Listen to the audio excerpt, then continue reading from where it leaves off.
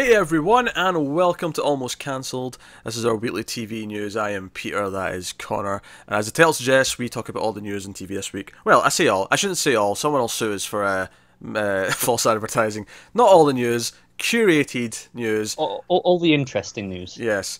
Sometimes and then some CBS bollocks. and then some less interesting news if it's just big enough to worth mentioning. But yeah, so we're doing that, and this might be one of the shorter episodes we've had of this in a while. We'll see how long it goes. I mean, because normally short last week, wasn't it? It was shorter than normal last week. Yeah, we had a long run of it always been over an hour, whereas I feel like last week and then I think definitely this week will be under that. But yeah, last week was about 45 minutes, I think. But we'll see how it goes. So yeah, and also at the end of the show we pick our favourite TV episode of the week, which right now is a kind of a weird thing because there's not a lot of TV on that we're actually watching week to week. It's been kind of a weird month or so. But hey, once we hit April, that decision every week is going to become mighty difficult. More on that in a little bit. Yeah. More on that in a little bit. So hey, so that's what we're going to do. And I guess we'll start off with the quicker things, as I typically do. We have a premiere date for a season 2. Not one that we really care about, but I thought I'd just quickly throw it in, because Santa Clarita Diet's coming back. Season 2 is hitting on March 23rd on Netflix. The reason why I'm bringing this up, and why I typically bring up the Netflix dates, even when it's things we don't care about, is because I like to just kind of keep track of how often they're releasing content, and just, okay, what weeks do we have something we cover, and which weeks do we not cover something? Yeah, it almost feels like, okay, they've got something there, so that's a week off for us. Yeah, that's a week where we don't have to worry. Yes, that's I will say that's a comedy, so I feel like that we could get to a point where they launch comedies and dramas on the same week. They could. We're not there yet, though. No, not yet. Not there yet. You know. But hey, so that's coming. Much more in our wheelhouse, however, is the Expanse Season 3, which is coming on April the 11th. That means that April has the returning seasons of The Expanse, The Handmaid's Tale, Legion, and Westworld. So, right now, the conversation at the end of the news video where we go, oh, what was your favourite episode of the week? Come April, that is going to be a fight to the death. Yeah, I'm starting to get scared for April, because I'm like, I'm not used to having, a lot of good TV at the minute. I'm kind of just like, yeah, okay, we're kind of just dabbling here and there in the week. It's like, okay, April. That's when the year really starts, apparently. Which, I have to admit, I don't like that there's 4... I like 2 big shows like that at any one time, and then I'm worried that we'll have those 4 for, 2.5 months, depending on how long each of them run, and then we're going to go into another vacuum of nothing for like 3 months, because, I mean, maybe I'll be wrong, maybe they'll have stuff all lined up and we'll be more than happy, but... Yeah. So we got all those big shows coming back in April, so you can look forward to those reviews, because we're excited about all the... This is the thing, it's like, none of those are like, oh, we're going to be like, we have to watch this one now, because we're tired because we're doing so much TV. All 4 of those are, no, we're excited about them every week. All 4 of those were some of our favourite shows over the last 2 years. Yeah, so April's going to be busy. Even busier, because Netflix... Now, to be fair, we knew that there was a strong chance that Netflix would have 1 or 2 things in April as well. That was just kind of a foregone conclusion. We assume at least 1 thing a month, at a minimum. Yeah, and I kind of expect 2 most of the time now. Yeah, it kind of depends where they fall, because we typically expect something every 2 to 3 weeks. So sometimes it'll be 1, sometimes it'll be 2 a month. Yeah, so by that logic, we'll have something right at the end of April as well. But Lost in Space, which we knew was coming this year, we've known it's been coming this year since 2015, because I remember talking about it in 2015, saying it's not been coming. A long time, yeah. It's not coming until 2018, or maybe it was 2016. But it was, it wasn't next year. It was like 2 years away. When we first started talking about it was a while ago. But that is coming on April 13th. It is 10 episodes, so that's right in the middle of April. There was a short teaser trailer that went out with this as well this week. And I mean, it doesn't show any real footage from the show other than all of them walking in slow motion towards the ship, with some sort of audio to just kind of tease you with the mood and the plot. But yeah, what I saw, I kind of liked the tone. It looks perfectly good, but again, not really much to judge on. Yeah, I did kind of like you hear the robot at the end, and they've got the robot still. That's a thing. Yeah. And for the record, I have only seen the previous movie, which was not very good. I've not seen anything. Yeah, that's where all my Lost in Space knowledge comes from. So I'm looking. This, if nothing else, should be a step up. I only know about it through popular culture. That's about it. I've never seen anything myself. Yeah, it's set 30 years in the future. Obviously, it's a family who get lost in space, and they've got a robot who helps them. Yeah. So no, should be interesting. Looking forward to that's trying 2 weeks after Series of Unfortunate Events. Oh, there you go. That's your system. Yeah. So we're expecting something, what, on April 27th? Is that what you're saying? Yeah. All right. Mark Because it we've got down. Jessica Jones, then 3 weeks for Unfortunate Events, And then 2 then weeks 2 till weeks. Lost in So I'm Space. thinking maybe 3 weeks for after that. So it'll be I think that'll put us into the first week of May. I like how you're saying this as if they actually pick their content, because this just happens to be because the stuff they put on in between happens to be stuff we don't care about. Yeah. That is the reason why this is happening.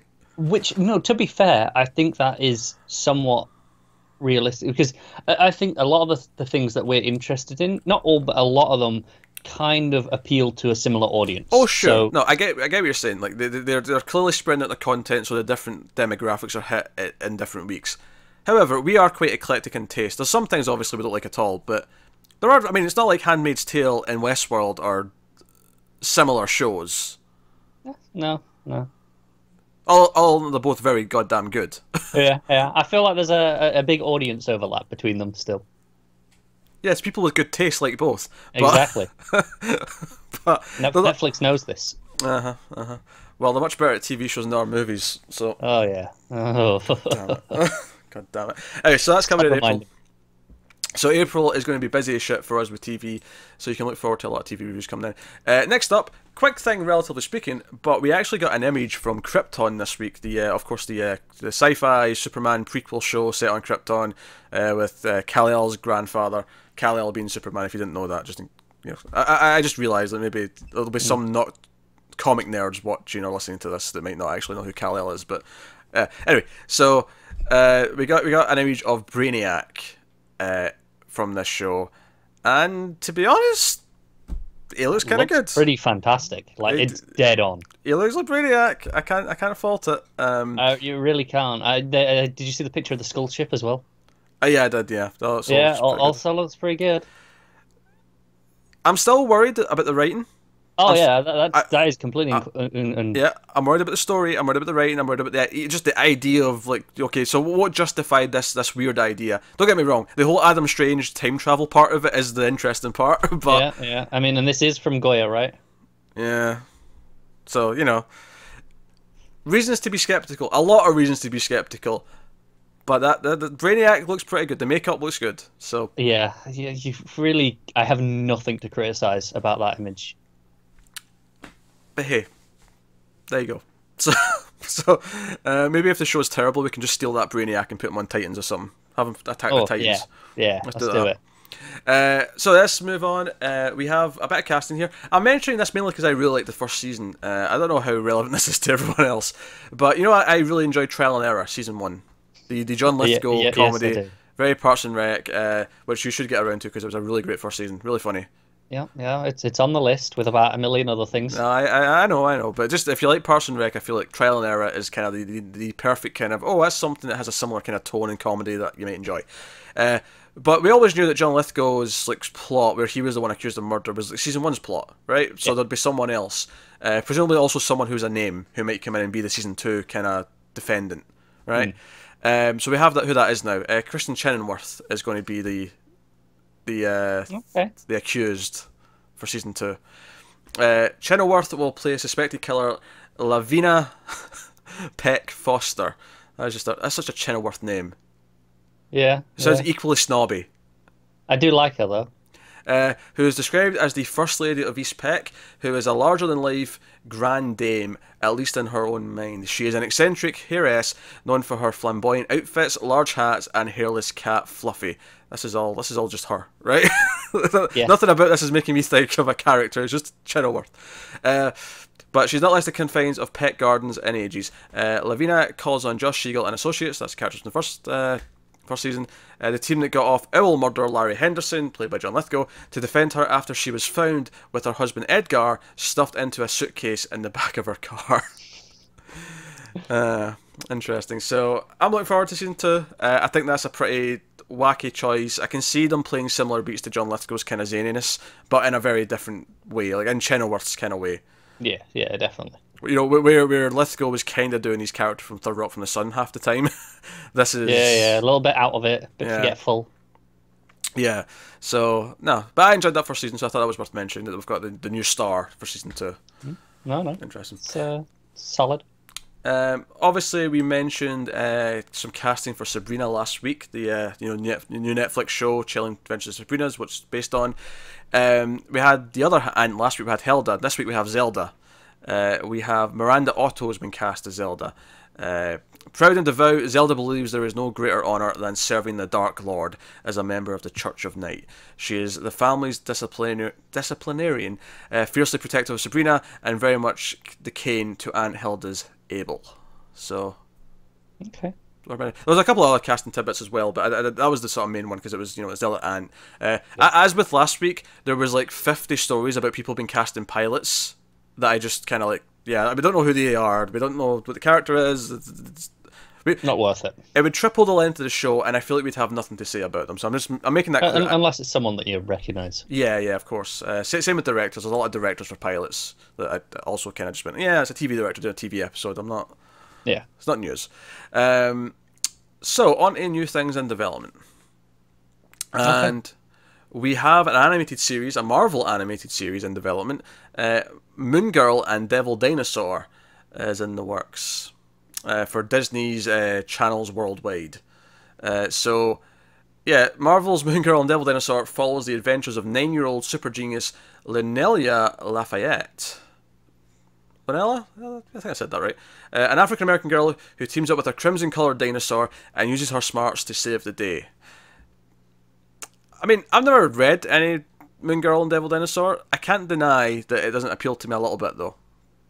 No, I mean it sounds like a perfectly fun kids show. Yeah, wacky kid with a dinosaur. Yeah, yeah. Sounds like a good cartoon for a kid. I'd maybe even try it myself if it happened to be on. But I thought it was worth mentioning. Obviously, Marvel doing more TV shows and stuff. Obviously, this is going to be separate to everything else. This will just be on its own. Unless they're going to start an animated universe of sorts, which would be funny if this was the first of it. It's like Moon Girl and Devil Dinosaur are the start. They're the Iron Man of the animated universe. Let's do it. Which they're not, but yeah. So that's the thing that's happening. That's in development. Freeform has given a pilot order to an all-female led comedy. Well, sorry, female-led comedy. I said all-female. That's probably not true. There's probably going to be at least one or two guys. There'll be well, you can't have. They have to. That's the teen networks. They can't have the romance. Yeah. Well, they can, but I mean, they can't have enough romances. They can't have enough romances. Yes, they want the heartthrob romances. Yes, it's called Girls Code, and it was written and created by Kim Rosenstock, and Paul Feig is attached to direct the pilot as well as executive producer as it goes. So it follows the partnership between a brazen, self-centered tech CEO and a community-building social entrepreneur who must overcome their many issues with each other in order to co-run a groundbreaking all-female tech incubator. That's where I got all-female from. Well, yeah. Okay. I wasn't just making things up. I knew it was there somewhere. That is a lot of words just to say they have to work together. It was, yeah. Yeah. I'm good. Yeah, I'm good. I mean, obviously Freeform doesn't excite me. And Paul Feig does not excite me remotely. So, Alright. Was that all the comedies? I think that was all the comedies. Well, is that it? Okay, this really is going to be a quick episode. It's going to be a quick episode. Here's something a bit more interesting, though. So, Amazon is developing a fantasy drama series based on a novel, or based on a series of novels, more specifically, about an interstellar utopian society by Scottish author Ian M. Banks. Actually, I've heard of that name, so he's clearly relatively big. Get you. I know. So they acquired the worldwide rights to the first novel in the series about a group or a world known as the Culture. That's in the books. That's what they're referred to, the Culture. But the first book is called Consider Phlebas, and I looked up how to say that because I wasn't sure. Because it's Phlebas, and I was like, Phlebas, but it's Phlebas. I think someone made a typo. No, I looked it up. That's the name of the book. No. I think the title is a typo. Oh, you think the writer just cocked up? Yeah, no, I think they got it wrong, and then they went, well, shit, I'm stuck with it now. Can't admit it was wrong. So yeah, Dennis Kelly is on board to write it, to adapt it for Amazon and Plan B Entertainment. Published in 1987, so unlike a lot of the other books that are getting adapted these days, this has already came out, and it already came out a while ago. So so it's finished. Got a bit of legacy, presumably. Yeah. It says the first book in the series, so I assume there's been others since then. Well, yeah, I assume the series in general is finished, though. Oh, probably. I don't know. Maybe. I mean, Dark Tower lasted what, 30, 40 years. So I mean, yeah, I'm not saying that it doesn't happen. I'm just saying it's a reasonable expectation. Probably. Consider Phelbus revolves around a war that erupts between the culture, a highly advanced and progressive society, and the Idrians, a deeply religious, warlike race intent on dominating the galaxy. That sounds a lot like Starfleet versus the Klingons to me. But hey, what I think is interesting is they called it a fantasy, and everything they've said doesn't sound like fantasy. It sounds like science fiction. It does. I'm wondering once they're, because I mean, on the planet, is it more fantasy based? It might be. Maybe once you actually get into the nitty gritty of how the society functions, maybe it'll feel more like fantasy when they get into that. But the description that they've given sounds more like a sci-fi show with warring planets. It does. Because I was going to say that'll be the third fantasy thing that Amazon have got recently. Like I said, Lord of the Rings. Then they had something else a couple of weeks ago, right? Yeah, in fact, they had one before Lord of the Rings as well. So this is like the fourth. Yeah, they're really wanting that fantasy corner, aren't they? They're racking them up, and it's like, well, even if not all of them get greenlit, then it seems like we're probably going to end up with at least 2 of them at this point. Yeah, and this one feels like, okay, if this is, as much as they're saying fantasy, it sounds sci-fi, so maybe there's enough to differentiate it from the others anyway. I prefer sci-fi, so that's one that appeals to me way more, because everything I'm reading is like, no, that sounds like... I mean, sure, it does sound a little bit like Starfleet versus the Klingons, but I'm sure there'll be enough in there to make it feel different and differentiate it. But hey, so that is Consider Phlebas. I wonder if they'll change the title, if they'll give it like a name, especially if it's going to be like covering more than the first book. I wonder what's the name of the series, the book series. It just says it's a series about the world known as the Culture. So they could call it the Culture if they wanted to. It seems like maybe it doesn't have like a name per se. That's unusual. I don't know. Maybe they don't. Like, what if he has different stories set in the world, but they don't? It's not like it's following the same main character or the same like central plot thread. No, it's true. But I've seen that done in a lot of fantasy series. But even so, they still typically have an overarching name of the series. I mean, admittedly, I didn't look it up to see if there was a title, but I mean, I imagine they would have said it in the... Yeah, you'd have thought so, yeah. But hey, so moving on, we have a new series in development called Run from Entertainment One. Vicky Jones and Phoebe Waller-Bridge are developing it. Run is described as a romantic comedic thriller about ex-lovers who made a pact 15 years ago that if they ever needed to escape life, they could send each other a simple text message saying run and disappear together. And the first thing I thought when I read that, I was like, 15 years ago, could you send text then? You could. Yes, okay, let's move on. I'm old, damn it. Because I remember a time before text messages. I do too. I'm just saying that, alright? Yeah. To be fair, they were relatively new at the time, though. I'm sure when they made this pact, they were like, oh, this is fancy, we can text each other. Let's use this. Yeah, probably. They were using the old phones where you had the 3 letters and the 1 key. Because I refused to text back then. I hated typing on those things. Really? I hated it, yeah. Oh, you got used to it. I had a strict, if you text me, you get a Y or an N for a yes or no. Anything more than that, phone me, you lazy prick. Wow. Everyone else in the world just went, yeah, this'll do. I'm sorry. Machete don't text. You are such a strange person. Machete don't text. That is the one thing I remember about Machete, is that Machete does not like texting, and I bonded with them so much in that movie. I related to Machete of all people. No, my phone broke like a year ago, and I had to get a replacement. Like while I waited for a new one, I was like, right, okay, I need a shitty, just like a little cheap one. So I went and got one, and then I had to send text, obviously, because now you can't not text, even on one of those, you have to. And I started texting, and I was like, okay, I'm back. Just the rhythm just immediately came back to how many clicks for each one. No, I never learned those muscle skills. I just Oh, hated doing it. I thought I'd forgotten it, and then as soon as I started, I was like, okay, I've got it. Before touchscreens were as common, I actually went out of my way to get a BlackBerry because they had the full keyboard. I had not a BlackBerry, but I had a Something similar, one. Yeah, one of those with a keyboard. yeah. And then I started texting with that, and obviously now everything is touchscreen, so it's just whatever. But hey, a little tangent there. So what do you think about Run? It sounds like a fine concept. Yeah, the thing, because obviously it sounds like it could just be a comedy, but then it's like, oh, it's a comedic thriller, and I'm like, oh, so maybe there's like actually people hunting them, like they're actually on the run from something. It's not just running away together. Yeah, exactly. This is what was it when life gets too much was the phrase I think you used. If they ever need to escape life. Right. So it's like, okay, that sounds kind of mundane. But yeah, but when the person texts it, it's literally, no, there's someone hunting me, help me. Oh yeah, when you use the word thriller, I'm like, okay, so maybe there's more going on. Yeah, the genre they attach to it tells me a lot more about it than just a description. Yes. But hey, but it does make it more interesting. It does, yeah. Theoretically.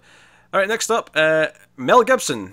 I'm not expecting that name this week, right? Oh, I wasn't, no. Oscar-winning screenwriter Robert Towne and Mike Medavoy are teaming on a show called Dancing Bear, which is in the early stages of development at the USA Network. It's based on a novel by James Crumley. So, Dancing Bear. It's not been greenlit, but Gibson will direct the pilot if it goes through. So he's not acting. Oh, he might be acting it as well, but that's not what they're saying here. Yeah. He's directing. Crumley's novel is set in Montana and centers on a part-time detective, Milo Dragovich, who becomes entangled in a cast of unsavory characters in a web of criminal conspiracies, blackmail, land grabs, grizzly bears, guns, and drugs.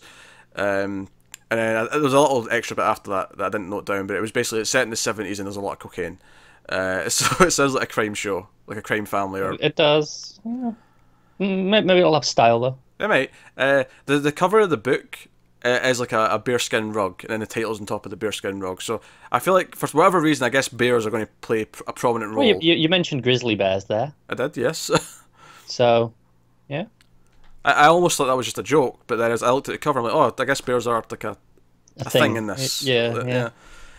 Which honestly are the most interesting part. I don't typically like crime shows that much, but there's bears involved. You're going to throw in bears. Yeah. Okay, something's going on there. Something interesting. And obviously some talent involved. Yeah. Next up, yeah, well, it's worth. I mean, Mel Gibson personally. I mean, let's not talk about that. Everyone has their opinions, and yeah, he's a bit of a scumbag. But annoyingly, he's a scumbag who's really goddamn talented, especially behind the camera. There's no denying that. I don't think anyone can really, as much as they might hate him as a person, I don't think anyone can say his work is not good.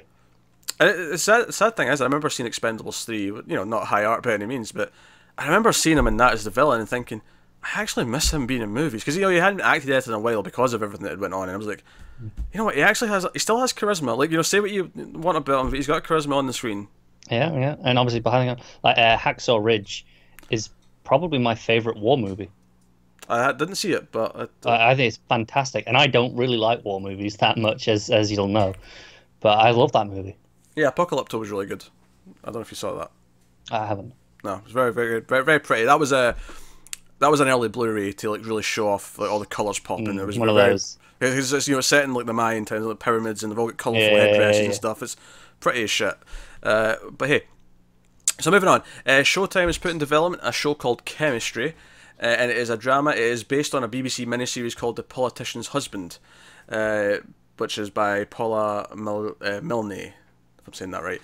So it's going to be adapted by David Manson, who worked on House of Cards. Its Chemistry is a psychosexual marital thriller set in the high-stakes world of biotech. Okay. Do you know, sometimes I feel like they really try and hype up like what the characters happen to do for a living, right? And I'm just like, the high-stakes world of... I get you're trying to jazz it up to make it sound more exciting than just, you know, but let's be honest, they work in an office. Or maybe a lab. Or a lab. Yeah, either or. But anyway, it focuses on alpha spouses at the head of an emerging firm on the cusp of life-altering discoveries. This tense and timely place... Oh, that's my fault. I'm reading the word pieces place. That's me being tired and not reading and seeing an L as an I. I'm wondering where you go with this. This tense and timely piece takes place, and there's places there as well. That's Okay. there you Okay. go. That's what I'm saying. I'm seeing two words and I'm mixing them. This tense and timely piece takes place in the bedroom and the boardroom. That is personal and professional lives. That's just another way of saying it. That's the same goddamn thing. Exploring the dramatic power shift that begins to occur when the wife's career begins to eclipse that of the husband.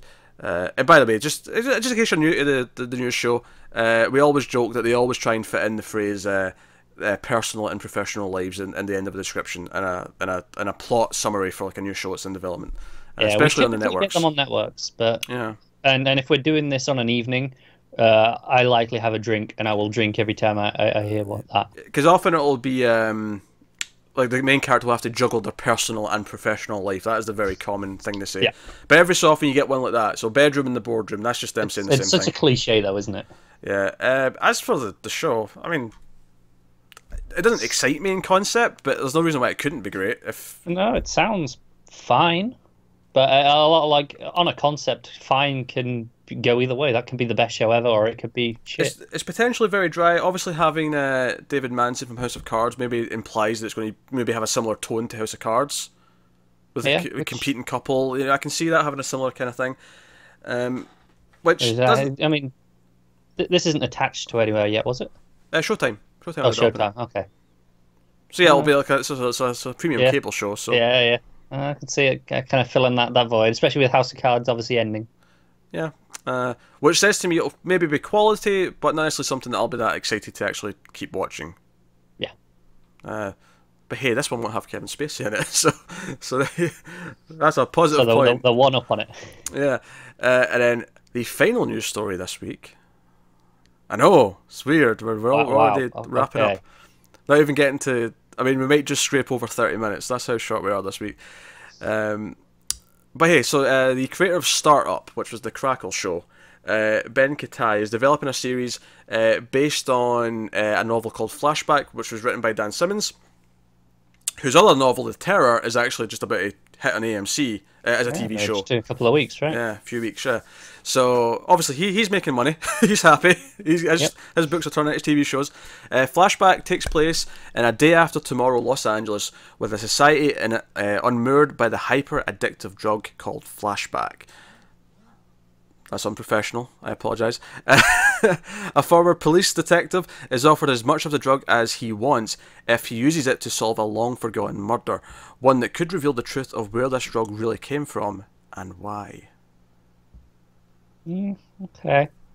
That second half was less interesting. Like the world stuff at the start, I was like, okay, I like the sound of this. The actual plot, I'm like, okay. I'm kind of into it. Like, not like I'm not going to defend it and be like excited necessarily, but the idea is like a slightly it's a dystopian world, and like everyone's on this like I'm thinking like Dread, they're on that slow mo drug. Like that's what I mean. Like this stuff about the world, I was like, okay, I'm feeling that. It could be good. I think. Do you know what I think it is? Why you're not feeling the second half is because it sounds a little bit too altered carbon. I don't even know if it's just. It sounds like a very standard investigation. Yeah, and it could end up being really dry and dull because of that. But I think there's potential there. It depends. Yeah. I mean, just think of how Altered Carbon had so many other things going on. That didn't save it, but there was so much else going in on it. Yeah. Compared to everything else. I do like the idea that his motivation to even help it is just because he wants more of it. Like that gives you an idea of just how messed up the world is right now. Yeah, definitely. So, yeah. So that's Flashback. That's called. All right. So that's the news. So nothing from the networks at this time of year. Nothing from the networks. They're all casting for the pilots, but that's it. They're not announcing anything. We're on a dry spell. Which, to be fair, that's probably why it's so short. Like usually we'd have at least another 10 network stories, but that's just not the case this week. So hey, I guess that takes on to picking our favourite episode of TV of the week, which this week amounts to what? Channel Zero, the final episode of Counterpart that we reviewed. It didn't finish, but we stopped reviewing it because we basically just decided we didn't like watching it, and we gave it another chance. That was the final episode, and we weren't feeling it. So Channel Zero, we have done one episode of the Tick so far. We'll be continuing with that. The episode 7, that is, because it was split in half. So episode 7 was the first episode of the new half of the season that just went up, and then episode 8 should be sometime late Sunday, early Monday is when the review of that will be up. Yeah. I mean, there's not really much to choose from. So it's basically Channel Zero by default. Yeah, I like the Tick. Don't get me wrong, but Channel Zero. See, we don't typically necessarily count the binge shows. We don't, but I don't know. There's an argument to be made. I think this is the thing about comparing that episode of the Tick to that episode of Channel Zero is that they're both filling completely different. There is a moment. What do I enjoy more? The fun of the Tick, but then Channel Zero had some genuinely disgusting moments. It did. I think it's funny. I think the Tick's maybe edging out for me just because I was so happy to have that back, and it was like nice to have it back, and I was like, oh yes, this is this funny, this is this entertaining. Whereas Channel Zero, we've had it for 2 weeks before this, and like I got what I expected. So I think on that little edge, I'll just edge it out to the Tick episode 7. But I mean, there's not much in it. I'm gonna say Channel Zero based on the fact that I've got 5 more episodes of the Tick to pick from next week. That is true, and there's not a whole lot of other things that it'll be up against except one more Channel Zero. And of course, the other thing we're going to do is Netflix's new show 7 Seconds launched on Friday. Our plan is to do the first episode on Monday. We're not expecting to keep that one going. It doesn't seem like something we're going to like, but we're going to give it a try and see how it is, because we like to try the new Netflix shows. So that should be sometime Monday evening when that goes up. So that's the plan. But that's it TV-wise coming up this week. Like I say, it's a couple of quiet weeks. We got Jessica Jones a week later. That's coming on. What's that? 4th, 5th, 6th, 7th, 8th of May? Or not May, sorry, March. You know what I meant. 8th of March. 8th of March. So that's coming then. And then from then, Shield's back that week as well. So there's more stuff. Big Marvel week. Actually, there's one TV show that's starting. Me and Tim will be reviewing Ash vs. the Evil Dead Season 3. Oh yeah, you'll have something else to pick from next week. I will. I'll have Ash to pick from. So you can expect reviews of that sometime each Sunday when the new episode's out. So that has been this week's TV news. We made it. This feels weird. I mean, the movie news was an hour shorter as well. That was a quiet week as well. Everyone's quiet right now. I mean, it would have been fine if, okay, we're a bit quiet on other stuff this at the minute, this time of year. Mm-hmm. Give us news to fill that void. Give us something. But no. We're going to get big, huge news weeks when we've got, in April. That's when it's going to be. Yeah. When we're like, shit, we need to fit everything in. That's when they're going to give us huge episodes. Yep, that's just how it works. What I will say though, because of all some of the extra free time we've got, we're doing some more movie reviews over the next week. Some of the other Oscar contenders and stuff like that we're catching up on, so you can expect a few extra 121 gigawatts coming up from me and Connor to sort of fill some of the voids if you're into that. But if not, TV's coming back soon. But hey, there's still TV from the multiverse every week. Oh yeah, for the DC shows, of course. Yeah. But that is TV news this week, so thank you very much. Like, subscribe, all the usual stuff. Get us on the Twitters at mail_fudge for channel updates. Let us know what you thought of this news in the comments below. Obviously, if you want to support the channel, head over to patreon.com/mailfuzztv, and you can get a link to that in the description, but otherwise that is us. So thank you once again for watching or listening. We always appreciate it. Keep watching TV. Have you got any vanilla?